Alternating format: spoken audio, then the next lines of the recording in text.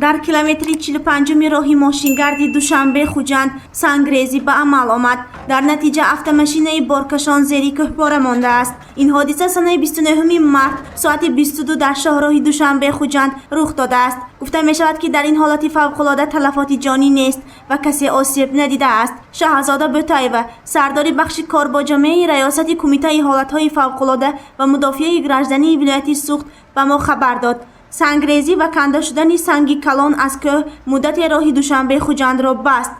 در ناحیه وردوق فرآمدن سنگ به عمل آمد که در نتیجه فرآمدن سنگ به کابینه автомاشین بارکش کمپی مرسدس ضرر رسانده. در نتیجه راننده آسیب ندیده است. در حال از طرف کارمندان شرکت راهی که سنگفرا بود با واسطه автомاشین های مخصوص تازه کرده شده و راه شده است و حرکت автомاشین ها تامین است.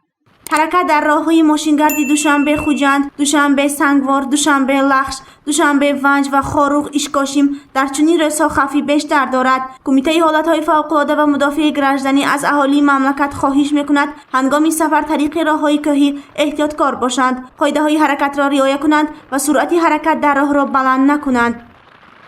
با عمل آمدن رعد و برق در منطقه‌های کوهی خوف آمدن سیل احتمالیت دارد.